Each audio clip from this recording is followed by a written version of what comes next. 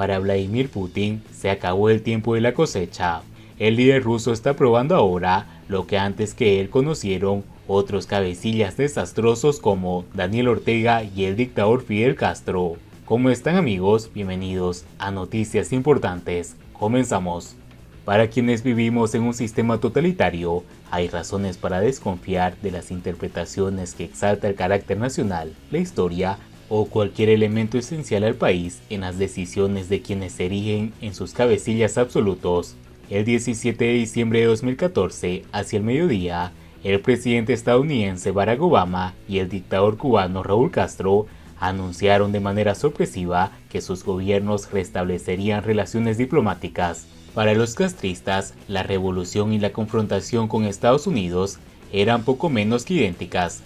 Por esa identidad, la nación fue reescrita con razonamientos rústicos que hacían de Estados Unidos el causante de todos sus males.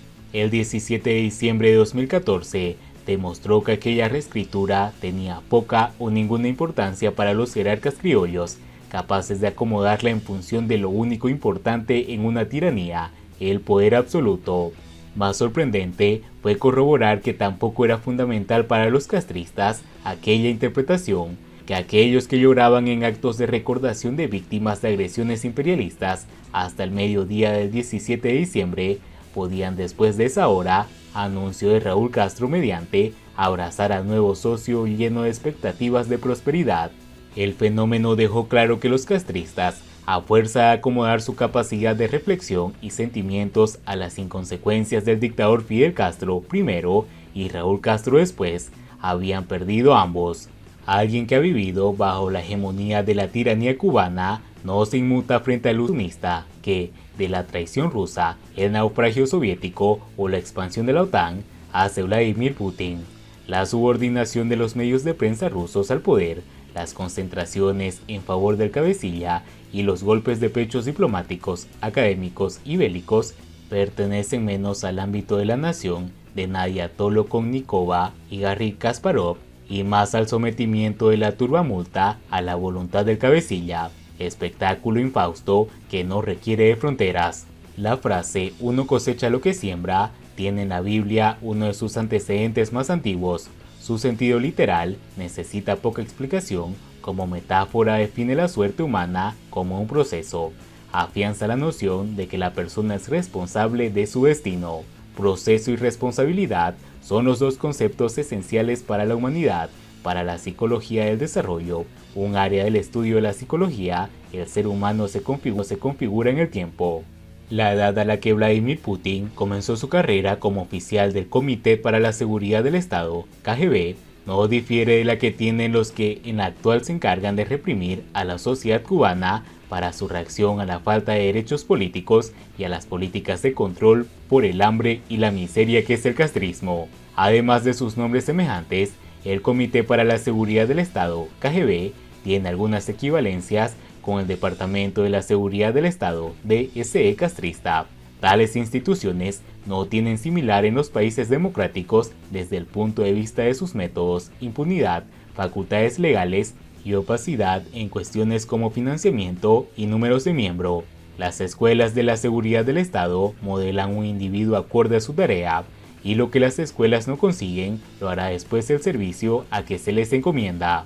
Quien logra acomodarse al inicio de su carrera profesional en la persecución de padres desesperados o persiguiendo a una mujer encargada de mitigar el sufrimiento de familiares y presos políticos, prefigura una personalidad retorcida. Si logra avanzar en la vida sorteando los efectos del alcohol, los imperativos del desarrollo moral y la corrupción prosaica que le permite la impunidad, Vladimir Putin es el resumen de semejante curso.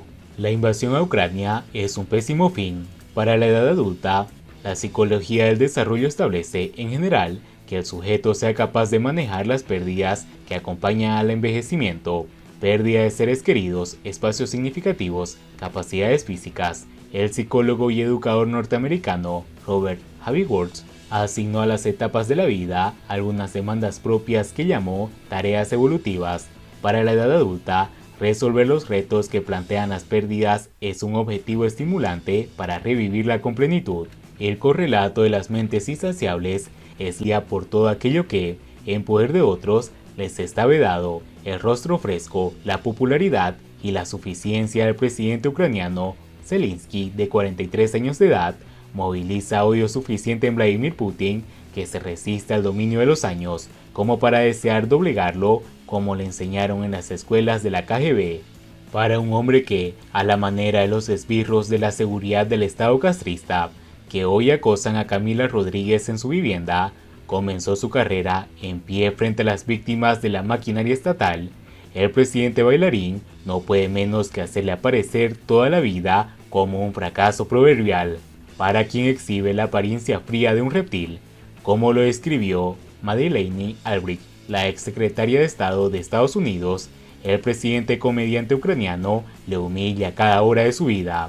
Para Vladimir Putin, Zelensky y Ucrania son la misma cosa, y mientras no logre ultimar a uno, el cuerpo de toda la nación le será un objetivo digno de dar de baja.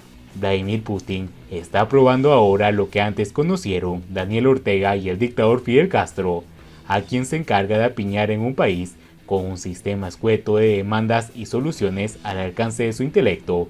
Le desespera hasta el equívoco la idea de perder nada en la vejez.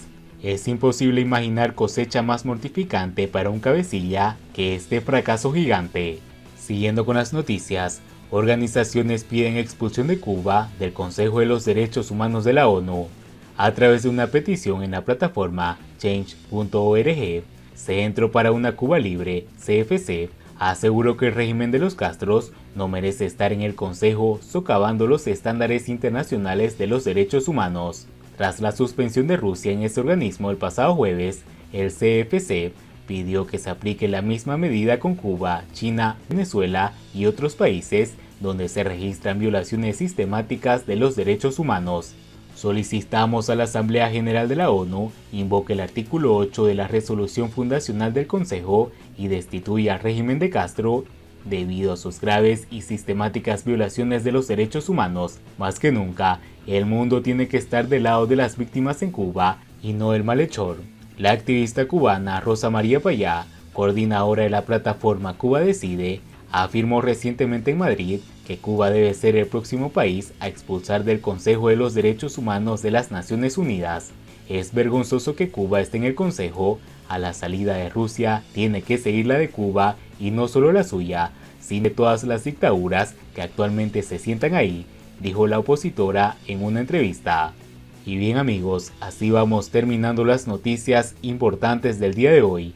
Por favor, nos ayudarían mucho compartiendo las noticias y así poder informar a muchas más personas de la verdadera realidad en Cuba. Patria y vida mis hermanos, nos vemos en el siguiente informe.